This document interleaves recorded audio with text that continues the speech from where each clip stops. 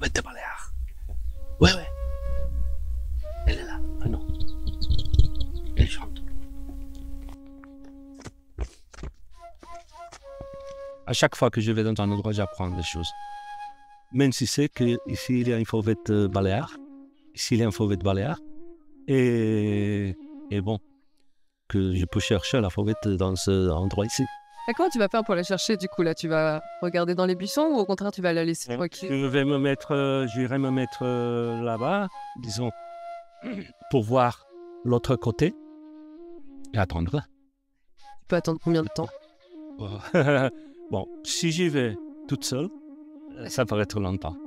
Je dis souvent que c'est comme aller pêcher, hein, à la mer ou dans un lac.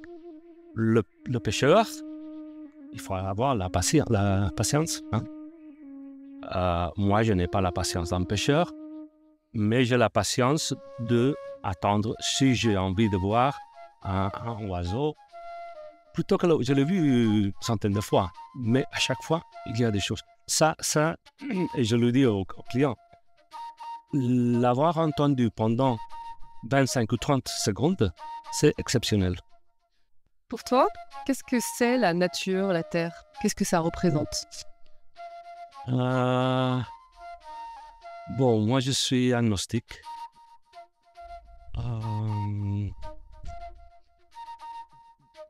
Donc pour moi la nature, c'est ce qui autres pensent que c'est Dieu. Moi je pense que c'est la nature. La nature a tout créé. L'évolution, hein, l'interaction entre les espèces et l'environnement, hein, la géologie, etc., etc. Donc moi, comme biologiste, je trouve que disons, on est là parce que on est créé par la nature. On mange parce que c'est des choses naturelles ce qu'on mange. Nos habits sont faits à partir des choses naturelles. Même le pétrole a une origine naturelle. Hein? L'essence, tout ça a une origine naturelle. Il y a 500 000 années. 500 millions d'années peut-être. Tout est en rapport avec la nature. Donc la nature est la force qui n'est pas sur une direction ou l'autre, parce que c'est un équilibre dynamique. L'écologie, c'est pas voilà comme ça et c'est toujours comme ça. Non, il y a des changements, bon, on voit malheureusement comment c'est terremoto, earthquake en Turquie. Tremblement de terre. Le tremblement de terre qui vient de se passer en Turquie et en Syrie, c'est la nature qui pour mal en ce cas, mais pour mal pour les humains, mais il y a eu des tremblements de terre toujours. Hein? En ce cas-là, c'est vraiment tragique ce qui s'est passé. Mais bon, ça c'est seulement un exemple récent du pouvoir de la nature. Dans ce cas-là, pas pour faire du bien, mais la nature n'est pas limitée par les humains. Nous pensons que nous contrôlons la nature. Nous croyons et nous sommes convaincus que nous contrôlons la nature. Mais ça, c'est en erreur. On ne la contrôle pas. On peut modifier la nature, mais on ne la contrôle pas. Comme je disais avant, avec le changement climatique ou la destruction des habitats comme la forêt tropicale et tout ça, on ne va pas détruire la planète. On va détruire l'humanité. C'est nous qui vont disparaître. Mais la planète sera toujours là, avec une autre façon, dans notre système, il y aura une autre espèce dominante peut-être, ou des espèces dominantes, mais qui ne seront pas nous. Mais nous sommes très anthropocentriques. Je ne sais pas si ça c'est en français. On se sent en dehors on ne se sent pas part de la planète, on ne part pas du territoire, ou pas part de la nature. Mais on n'est que des animaux, on est une espèce, Homo sapiens. Point. C'est ce que nous sommes. Avec, oui, beaucoup de choses là-dedans qui permettent de faire beaucoup de choses, mais on ne va pas être là toujours. À travers ta position justement d'observateur, de guider des humains dans la nature, spécifiquement ici, qu'est-ce que tu as envie de dire sur Majorque? D'abord, j'aime bien que tu parles des humains.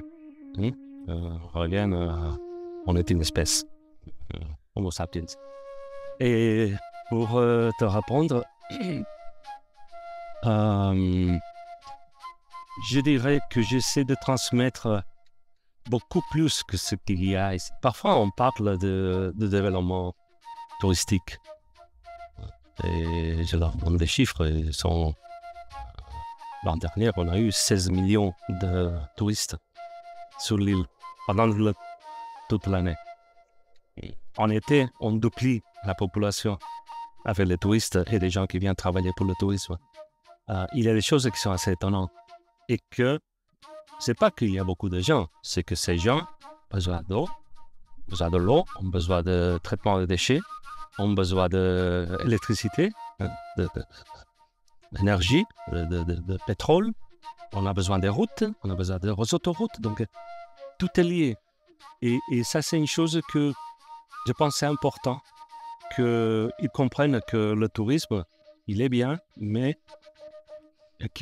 eux, ils sont bienvenus parce que je considère qu'ils sont écotouristes, plutôt que touristes pour la ligne. Les Baléares sont très différentes, comme je disais avant, les 4 îles Baléares. Les 4 îles habitées, disons, parce qu'il y a Cabrera qui est la 5e et elle n'a pas une population résidente ou permanente. Les 4 îles sont très différents, mais il y a beaucoup de problèmes partagés. Donc ces problèmes environnementaux, énergie, eau, traitement des déchets, transport, etc., sont pareils dans toutes les îles. Et donc, le fait qu'on est insulaire, ça veut dire que c'est très différent. On ne peut pas appliquer les mêmes politiques que sur le continent. On n'a pas le territoire, ils finissent là où il commence la mer. Et une des choses qu'on n'en a pas parlé, c'est le changement climatique. La mer monte, les plages vont diminuer, disons, pas disparaître, mais progressivement diminuer. Comme vous avez dit avant, il y a des bâtiments juste à côté de la côte. Et il y aura un moment que ces bâtiments seront touchés par la mer. Qu'est-ce qu'ils vont faire? Ils vont faire des digues, des énormes digues.